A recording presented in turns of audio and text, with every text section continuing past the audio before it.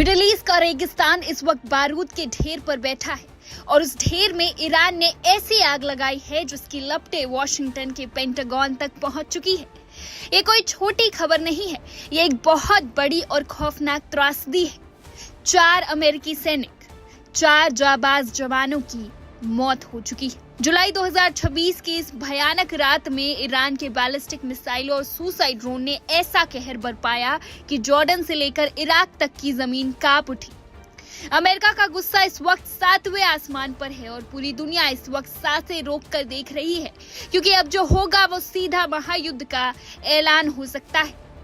बात जुलाई 2026 के मध्य की है। जॉर्डन का मुवफ्फक साल्ती एयरबेस, जहां अमेरिकी सैनिक तैनात थे, अचानक आसमान में काली मौत की तरह सैकड़ों ईरानी मिसाइलें और ड्रोन मंडराने लगते हैं।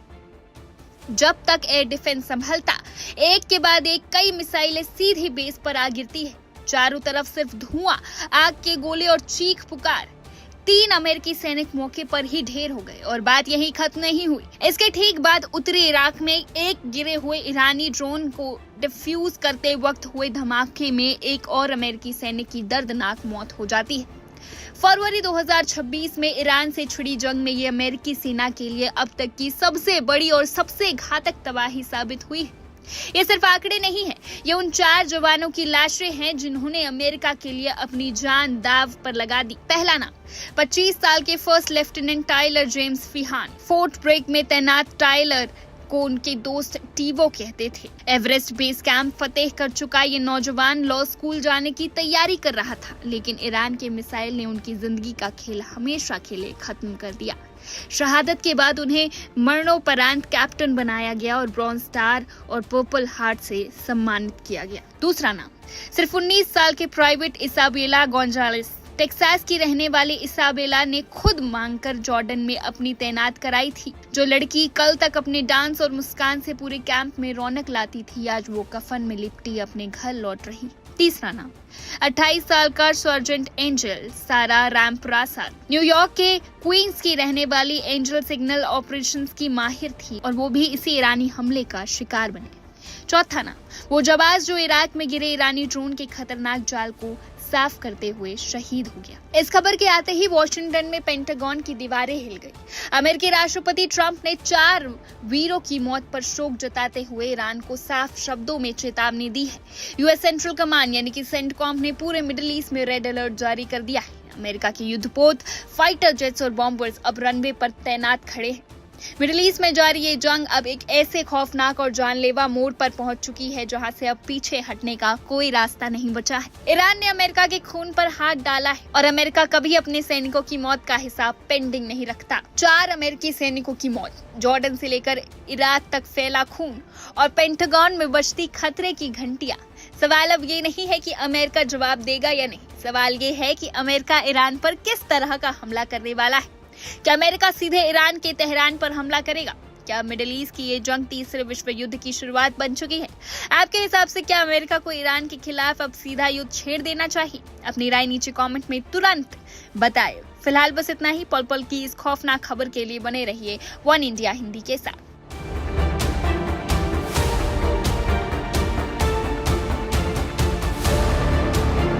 क्या मिडिल ईस्ट एक ऐसी जंग की तरफ बढ़ रहा है जहां से वापसी का कोई रास्ता नहीं बचता है? क्या सिर्फ 1 महीने पहले हुआ पीस एग्रीमेंट अब कचरे के डिब्बे में गया है? और बड़ा सवाल यह है कि कुवैत जैसे शांत गल्फ नेशंस अब वॉशिंगटन और तेहरान की इस डायरेक्ट और डेडली कॉन्फ्रंटेशन के सबसे बड़े बैटलफील्ड बन चुके हैं। दर्शकों, आज हम डिकोड कर रहे हैं मिडिल ईस्ट से आ रही सबसे बड़ी, सबसे चिंताजनक और सबसे जरूरी जियोपॉलिटिकल रिपोर्ट को। ईरान की मिलिट्री ने हाल ही में दावा किया है कि उसने कुवैत में मौजूद यूएस मिलिट्री फैसिलिटीज पर एक और बहुत ही बड़ा अग्रेसिव और कोऑर्डिनेटेड ड्रोन अटैक किया है। ईरान की semi official Tasnim news agency के रिपोर्ट के मुताबिक ईरानियन आर्म्ड फोर्सेस ने और large number of attack drones का इस्तेमाल करते हुए वेस्टर्न कुवैत में सिचुएटेड कैंप दोहा पर ऐसा हमला किया है कि यूएस के पैरों तले जमीन खिसक गई। उनके मेन टारगेट्स थे यूएस आर्मी के क्रिटिकल एमिनेशन डिपोज और लैंड फोर्सेस कमांड सेंटर का लॉजिस्टिकल इक्विपमेंट। अब अगर आप इस रिपोर्ट को ध्यान से देखें तो ये कोई छोटा मोटा स्कर्मिश नहीं है। अटैक का टाइमिंग और लोकेशन दोनों बहुत स्ट्रैटेजिक है। ईरान कह रहा है कि ये अटैक कुछ घंटे पहले ही किया गया, यानी सिचुएशन फिलहाल बहुत वॉलेटाइल है और ग्राउंड पर डैमेज कंट्रोल या रिटेलिएटरी प्रेप चल रही होगी। अब इस पूरी कहानी को समझने के लिए हमें पीछे मुड़कर देखना होगा कि आखिर आग लगी कहां से। इस साल फरवरी में यूएस और इजराइल ने मिलकर ईरान के खिलाफ एक बड़ा जॉइंट ऑफेंसिव लॉन्च किया था। उस ऑफेंसिव के बाद से ही पूरे रीजन में एक गन पाउडर केग यानी बारूद के ढेर पर बैठा हुआ है, वैसी तबाही है। ईरान ने तभी क्लियर वार्निंग दी थी कि वो ना सिर्फ यूएस मिलिट्री एसेट्स को डायरेक्टली निशाना बनाएगा, बल्कि उन तमाम गल्फ नेशंस को भी वार्निंग जोन में रखेगा जो अमेरिकन फोर्सेस को अपने यहां एयर बेसेस या मिलिट्री इंफ्रास्ट्रक्चर प्रोवाइड करने दे रहे हैं। और कुवैत का नाम सबसे ऊपर था। अब इस कॉन्फ्लिक्ट के बीच पिछले महीने एक बहुत बड़ा डिप्लोमेटिक ब्रेक थ्रू देखा गया। पाकिस्तान ने दोनों देशों के बीच मीडिएट किया और यूएस और ईरान ने एक मेमोरेंडम ऑफ अंडरस्टैंडिंग यानी एमओयू साइन किया था। अब इस एमओयू का मकसद था टेंशन्स को खत्म करना और एक लास्टिंग पीस एग्रीमेंट तक पहुंचना। पूरे ग्लोबल मार्केट और डिप्लोमेटिक कम्युनिटी ने राहत की सांस ली थी कि शायद एक बड़ा रीजनल युद्ध टल गया,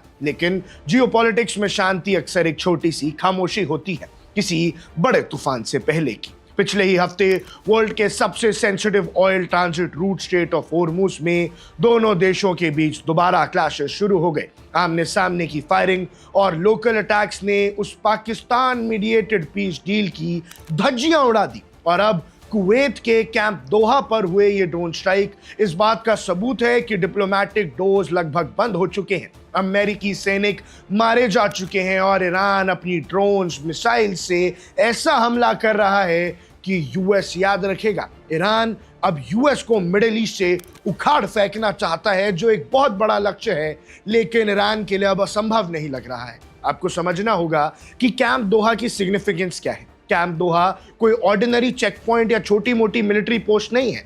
ये हिस्टोरिकल रूप से और स्ट्रैटेजिकली भी यूएस आर्मी के लैंड ऑपरेशंस और लॉजिस्टिक्स का एक नर्व सेंटर माना जाता है। अगर ईरान सच में वहां के एम्युनिशन डिपोज और कमांड सेंटर के लॉजिस्टिकल इक्विपमेंट को हेवीली डैमेज पहुंचाएगा और उसमें कामयाब हो गया, इसका मतलब है कि यूएस मिलिट्री की इमीडिएट ग्राउंड रेडीनेस और लॉजिस्टिक सप्लाई चेन को एक बड़ा झटका लगा है। ईरान की ये स्ट्रैटेजी बहुत क्लियर दिखती है। वो यूएस की फायरिंग पावर पर डायरेक्ट अटैक करने के बजाय उनके लॉजिस्टिक्स, फ्यूल, एम्युनिशन और कमांड स्ट्रक्चर को वीकनिंग टारगेट बना रहा है।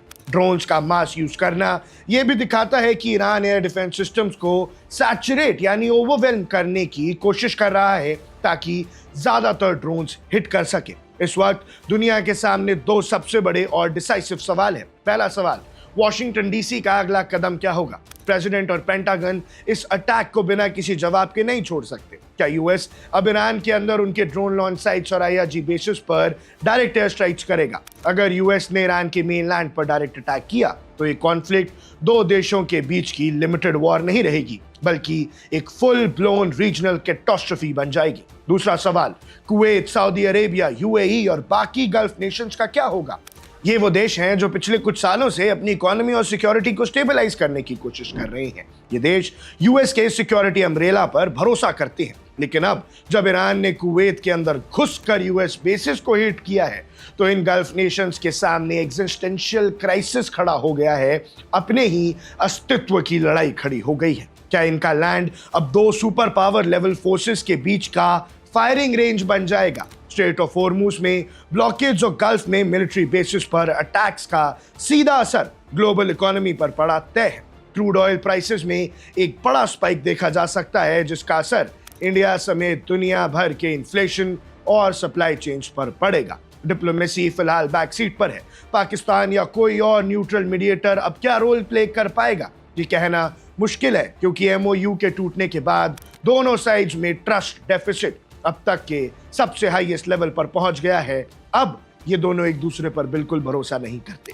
सिचुएशन एस्केलेशन इतनी तेज है कि अगले 24 से 48 घंटे ये डिसाइड करेंगे कि क्या ये कॉन्फ्लिक्ट एक लिमिटेड टैक्टिकल एक्सचेंज रह जाएगा या फिर मिडिल ईस्ट एक ऐसी third world war style conflict में धकेला जाएगा जिसे रोकना किसी के बस में नहीं होगा। पेंटागन की तरफ से ऑफिशियल स्टेटमेंट का वेट किया जा रहा है और ईरान के अगले मूव्स पर पूरी दुनिया की नजर टिकी हुई है। हम इस सिचुएशन के हर एक अपडेट पर नजर बनाए हुए हैं। तब तक आप भी ऐसे ही जुड़े रहिए वन इंडिया के साथ।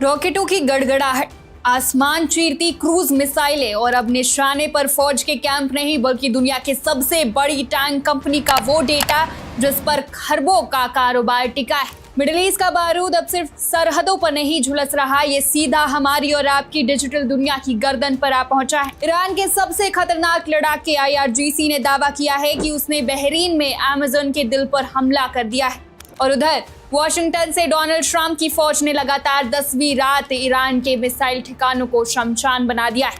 ये दो देशों की झड़प नहीं है, ये महायुद्ध का वो नया और विभत्स रूप है जहां न तो अब डिजिटल इंफ्रास्ट्रक्चर सुरक्षित है और न ही सुपर पावर अमेरिका के सैनिक। अगले कुछ मिनटों में देखिए इस खूनी जंग की पूरी इनसाइड स्टोरी। बात सीधे मुद्दे की है। ईरान के Islamic revolutionary guard corps IRGC ने पूरी दुनिया में हड़कंप मचा दिया है। तस्नीम न्यूज और प्रेस टीवी के हवाले से IRGC ने ऐलान किया है कि उनकी एरोस्पेस फोर्स ने बहरीन में बने अमेज़न के सेंट्रल डेटा इंफ्रास्ट्रक्चर पर एक साथ कई क्रूज मिसाइलें दाग दी है। तेहरान की सफाई तो सुनिए, उनका कहना है कि अमेरिका ने डार्क होवन में आम नागरिकों और निर्माणाधीन इमारतों पर जो बम बरसाए थे, ये हमला उसी की सीधी और खूनी रसीद है। ईरान का दावा है कि अमेज़न के उस विशाल परिसर को नेस्तानाबूद कर दिया गया है। सोचिए, अगर इस दावे में 1% भी सच्चाई निकली तो इसका सीधा मतलब यह है कि ईरान अब अमेरिका की आर्थिक और तकनीकी रीढ़ पर प्रहार कर रहा है। लेकिन अमेरिका इस दावे को साफ खारिज कर रहा है। ना तो पेंटागन और ना ही किसी स्वतंत्र एजेंसी ने बहरीन में अमेज़न की किसी बिल्डिंग के तबाह होने की पुष्टि की। लेकिन अमेरिका सिर्फ बातों से जवाब नहीं दे रहा, समंदर और आसमान दोनों जगह से बारूद बरस रहा है। अमेरिकी सेंट्रल कमांड ने ऐलान किया है कि रविवार देर रात उन्होंने ईरान के खिलाफ लगातार 10वीं रात सबसे भयंकर एयर स्ट्राइक की। अमेरिका ने चुन चुनकर ईरान के मिसाइल और ड्रोन लॉन्च पैड्स, नौसैनिक बेड़े, एयर डिफेंस सिस्टम और मिलिट्री कमांड सेंटर्स को मलबे के ढेर में तब्दील कर दिया है। अमेरिका का सीधा मकसद है स्ट्रेट ऑफ हॉर्मुज में अपनी मूंछ ऊंची रखना और ईरान को उन जहाजों पर हमला करने से रोकना जो दुनिया भर में तेल पहुंचाते हैं। अमेरिका दावा कर रहा है कि इस रास्ते पर समुद्री आवाजाही अभी भी जारी है। ईरान भी पीछे हटने को तैयार नहीं। तेहरान का दावा है कि उसने पूरे मिडिल ईस्ट को आग के हवाले कर दिया है। ईरानी मिसाइल और ड्रोन्स ने एक साथ कुवैत, बहरीन, UAE, सऊदी अरब और जॉर्डन में बने अमेरिकी सैन्य अड्डों पर ताबड़तोड़ हमले किए। हालांकि इन दावों की भी पूरी तरह स्वतंत्र पुष्टि नहीं हुई है, लेकिन एक बात तो तय है कि पूरा खाड़ी क्षेत्र इस वक्त एक दहकते हुए तंदूर में बदल चुका है और इस बारूद के खेल में जान गंवा रहे हैं बेकसूर सैनिक। पेंटागन ने जॉर्डन में हुए ईरानी हमले में मारे गए 2 अमेरिकी जाबाजों की तस्वीरें जारी कर दुनिया को झकझोर दिया है। फर्स्ट लेफ्टिनेंट टाइलर जेम्स फिहान, वहीं दूसरा जवान है पायलट इसाबेला गोंजालेस। 19 साल के इसाबेला की मौत मौके पर ही हो गई, जबकि 25 साल के टाइलर ने इलाज के दौरान आखिरी सांसें ली और इस हमले के बाद से एक तीसरा अमेरिकी सैनिक अभी भी लापता है। कहानी यहीं खत्म नहीं होती। उत्तरी इराक में गिराए गए एक ईरानी ड्रोन का अनफटा बम निष्क्रिय करते वक्त हुए धमाके में एक और अमेरिकी सैनिक की जान चली गई और एक बुरी तरह घायल। इस जंग की शुरुआत से लेकर अब तक 17 अमेरिकी सैनिक अपनी जान गंवा चुके हैं। ये आंकड़ा चीख चीख कर कह रहा है कि अमेरिकी फौज पर खतरा किस कदर बढ़ चुका है। इस बढ़ती मौत के आंकड़े के बीच अमेरिकी राष्ट्रपति डोनाल्ड ट्रंप अपने रुख पर अड़े। ट्रंप ने इस पूरे मिलिट्री ऑपरेशन का बचाव करते हुए साफ कहा है कि ईरान को हर हाल में परमाणु बम बनाने से रोकना होगा, चाहे इसके लिए कितनी ही बड़ी कीमत क्यों न चुकानी पड़े। मामला अब सिर्फ 2 फौजों की जंग का नहीं रहा है। जब मिसाइलों के निशाने पर फौजी छावनी के साथ साथ ग्लोबल टेक कंपनियां, डेटा सेंटर्स और कमर्शियल रास्ते आने लगे तो समझ जाइए कि महायुद्ध अब आपके और हमारे डिजिटल वजूद को निगलने के लिए तैयार खड़ा है। ईरान का सीधा प्रहार या वॉशिंगटन का पलटवार? क्या अमेज़न पर हुआ ये हमला उस तीसरे विश्व युद्ध की घंटी है जिसकी जद में अब मिसाइलों से लेकर इंटरनेट तक सब कुछ आने वाला है? या फिर डोनाल्ड ट्रंप का अगला कदम ईरान का नामो निशान मिटा देगा? बारूद की इस जंग में अगला धमाका कहाँ होगा? हमारी नजर इस खबर पर बनी हुई है। आप देखते रहिए वन इंडिया हिंदी।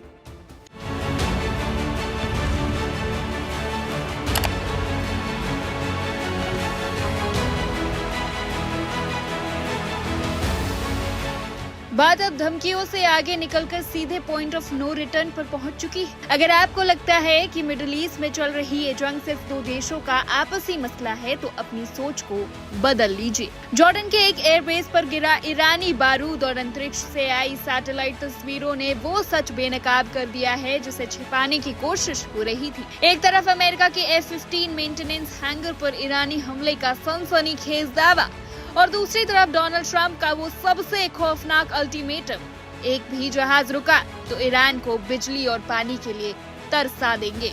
क्या तीसरा विश्व युद्ध अब कागजों से निकलकर जमीनी हकीकत बन चुका है? आइए देखते हैं इस महासंग्राम की सबसे प्रामाणिक, सीधी और बेबाक रिपोर्ट। खबरों के धुंधलके में जब सच छिपाने की कोशिश हुई तो अंतरिक्ष में तैरते सैटेलाइट्स ने इस युद्ध का असली चेहरा बेनकाब कर दिया। जॉर्डन का किंग फैजल एयरबेस, जिसे अमेरिकी वायुसेना का सबसे सुरक्षित गढ़ माना जाता था, वहां की ताजा तस्वीरों में एक विशालकाय एयरक्राफ्ट हैंगर के परखच्चे उड़ते हुए साफ दिखाई दे रहे हैं। ईरान के रेवोल्यूशनरी गार्ड कॉर्प्स IRGC का सीधा दावा है कि उनके बैलिस्टिक मिसाइलों और सुसाइड ड्रोन्स ने अमेरिकी वायुसेना के उस मेंटेनेंस सेंटर को निशाना बनाया है जहां अत्याधुनिक F-15 फाइटर जेट्स और MQ-9 रीपर ड्रोन्स मौजूद थे। ईरान का कहना है कि सटीक हमले में अमेरिकी सैन्य संपत्तियां भस्म हुई है और अमेरिकी सैनिक भी हाथाहाथ हुए। वॉशिंगटन ने इन दावों पर भले ही शब्दों का पर्दा डालने की कोशिश की हो, लेकिन सैटेलाइट की ये तस्वीरें चीख चीख कर गवाही दे रही है कि ईरान अब सिर्फ सीमा पर नहीं बल्कि अमेरिकी बेस के पेट में घुसकर वार कर रहा है। जॉर्डन में बेस के क्षतिग्रस्त होते ही वॉशिंगटन की कूटनीति का चोला उतर गया है और सामने आई डोनाल्ड ट्रंप की सीधी और विनाशकारी चेतावनी।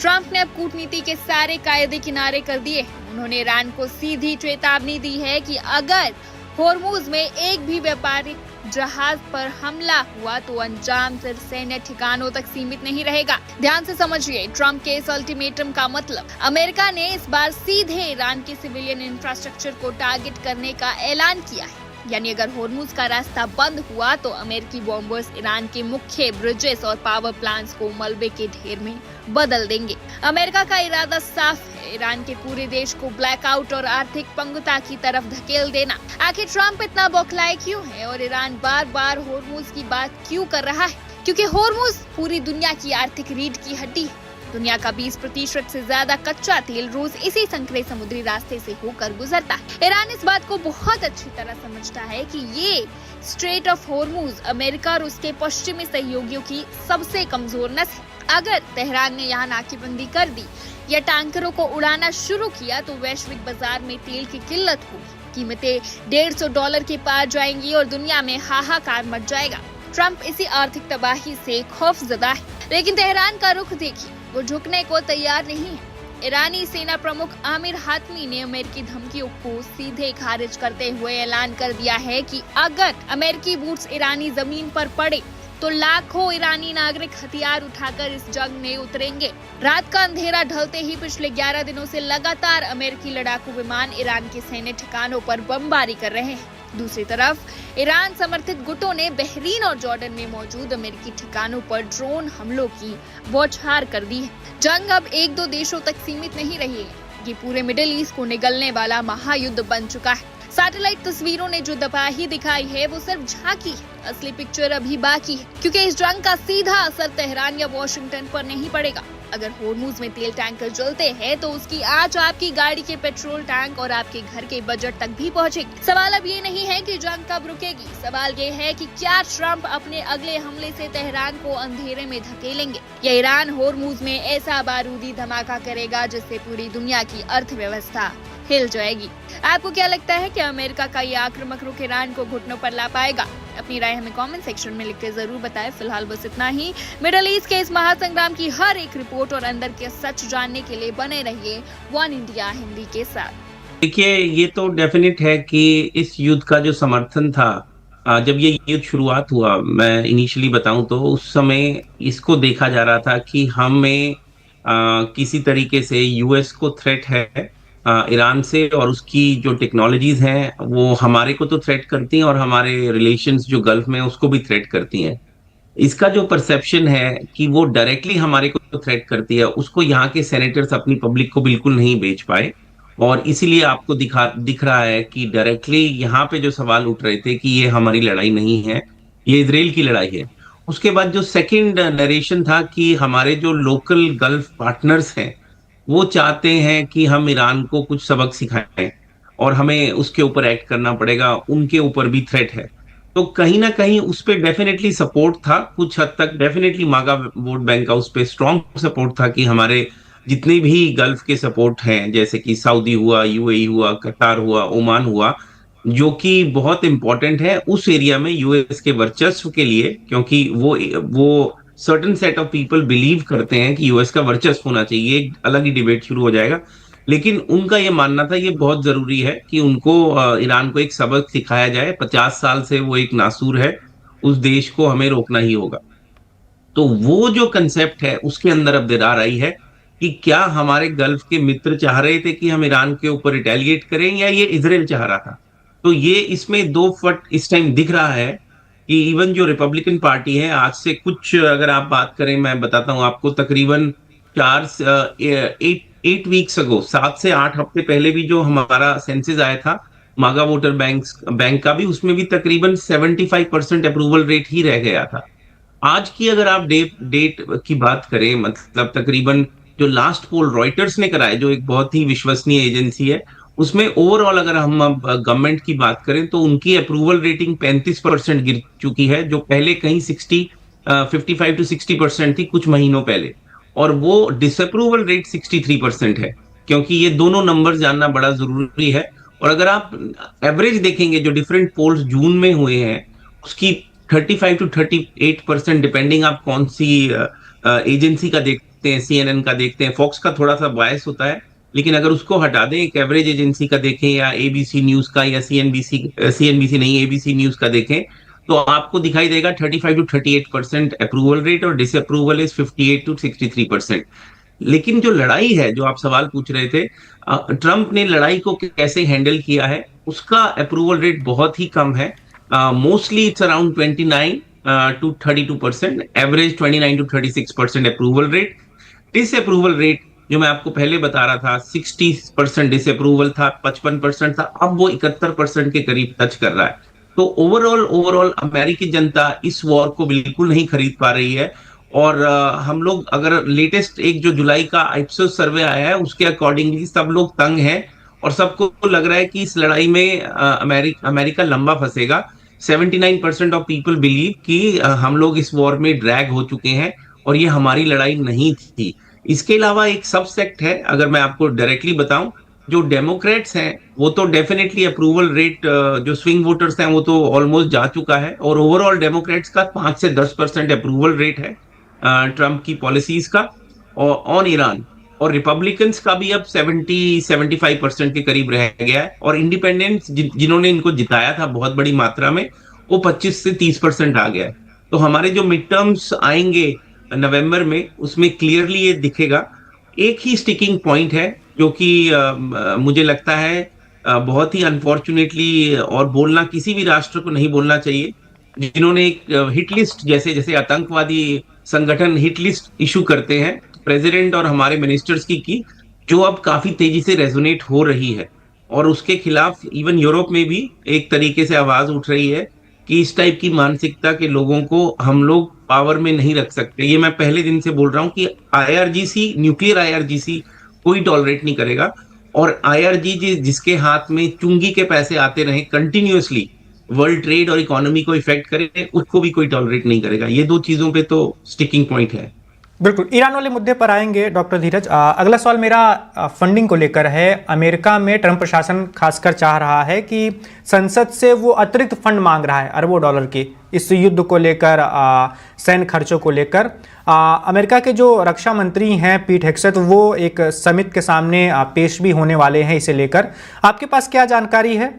क्या हथियारों के भंडारण और बजट पर थोड़ा दबाव बढ़ रहा है अमेरिका में?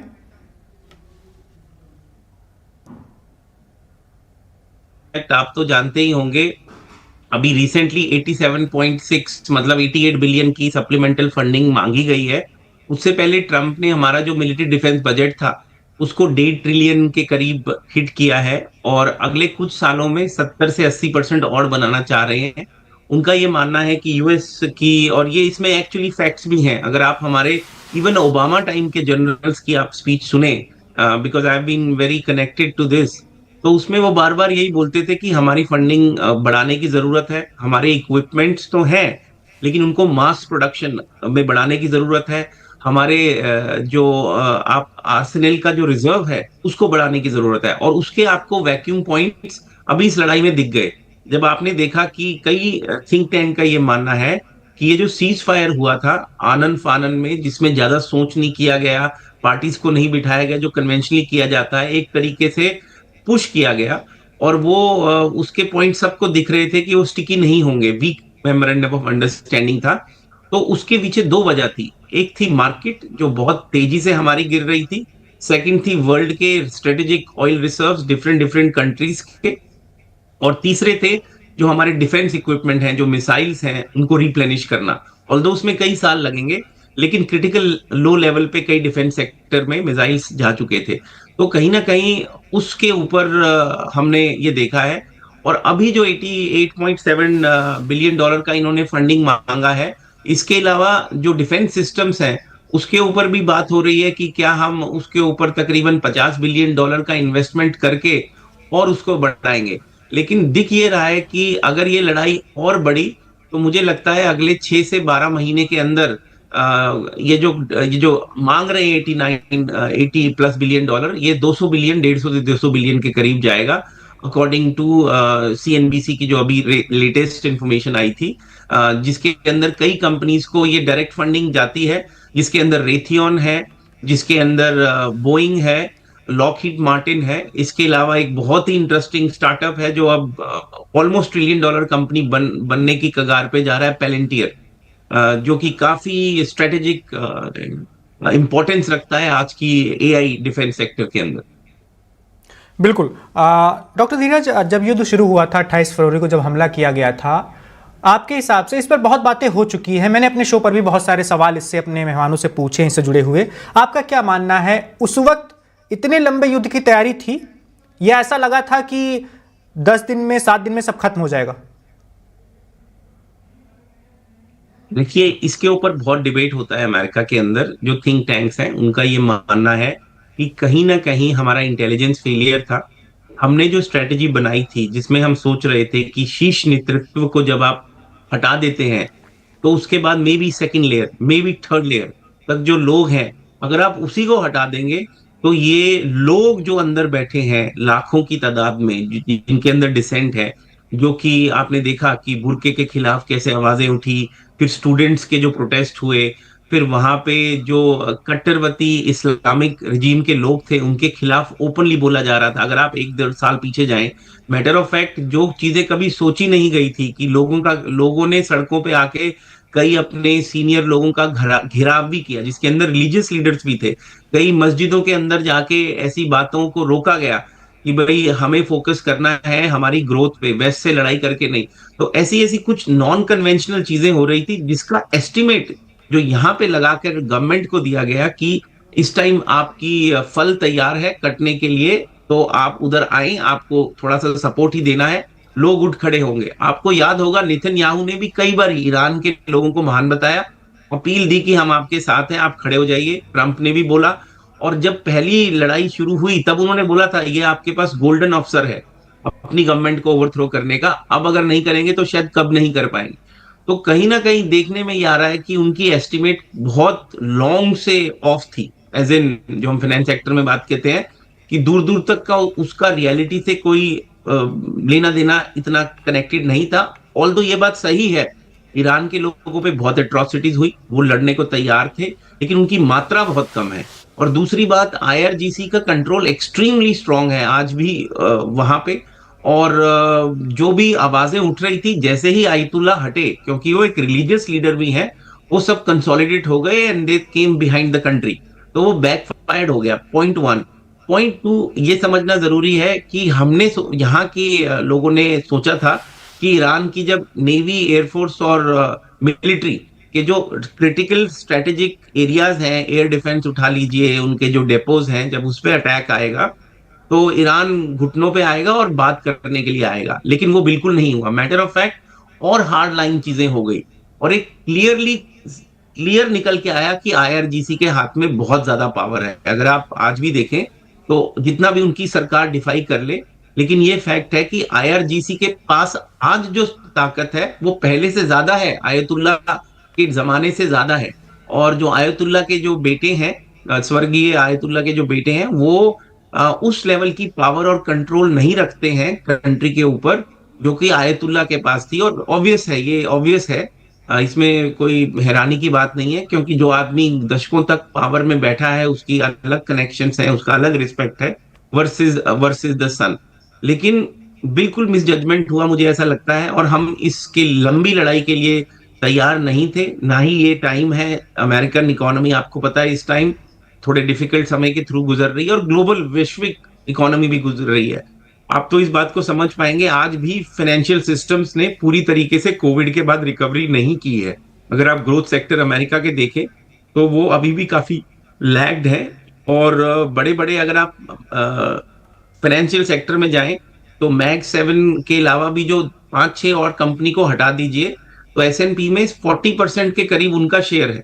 तो बाकी छोटी छोटी कंपनी तो बेयरली सर्वाइव कर रही हैं। आपको जो नंबर्स दिखाई देते हैं वो एआई सेक्टर की जो कंपनीज हैं, मेगा कैप्स हैं, उन्होंने ही सारा कंसोलिडेशन रखा है।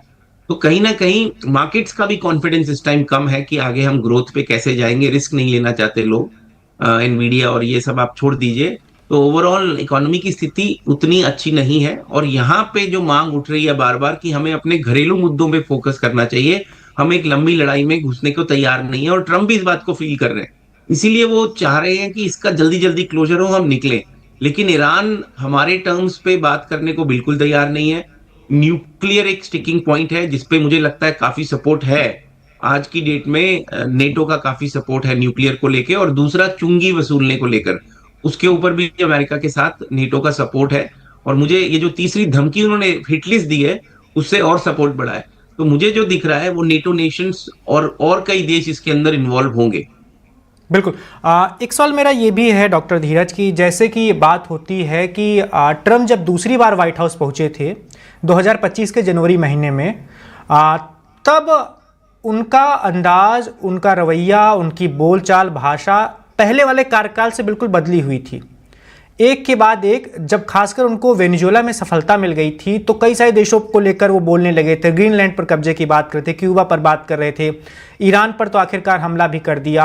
आपको लगता है कि ईरान वाले हमले से अब ट्रंप के उस रवैये पर एक तरह से रोक लग गई, ब्रेक लग गया है, जैसा वो चाहते थे, एक झटका लग गया उनको लग गया कि वो जो जी हाँ। चाह रहे हैं वो नहीं कर पाएंगे, वो सर्वशक्तिमान नहीं है, महाशक्ति वाले देश के राष्ट्रपति जरूर हैं। देखिए, मैंने ये इनकी कैंपेन बहुत क्लोजली देखी है, फॉलो की है, बहुत लोगों से बात की है इसके ऊपर, और मैं पर्सनली पेंसिल्वेनिया में था, जो गढ़ थी इसकी, स्विंग स्टेट, और मैं जिस काउंटी में था वहां से हमारे बाइडेन, इसको स्क्रैंटन बोलते हैं पेंसिल्वेनिया, वहां से आते हैं, तो मैं काफी चीजें अटेंड की हैं। तो मैं आपको फर्स्ट हैंड बता सकता हूँ कि दो चार चीजें आपने लिस्ट की, जिसके अंदर वेनेजुएला तो मैं, देखिए अब ये डिबेट अलग हो जाएगा, मैं फिजिशियन हूँ, मैंने लाखों जिंदगियां देखी हैं, हजारों जिंदगियां, कई हजार तो मैं खुद ट्रीट कर चुका हूं, पेशेंट्स जो कि फेंटनिल और ओपियोइड क्राइसिस के थ्रू फैमिलीज को तबाह हो गया। तो उसमें वेनेजुएला का बहुत बहुत बड़ा हाथ था ये बात, और China, second was China, synthetic फेंटनिल।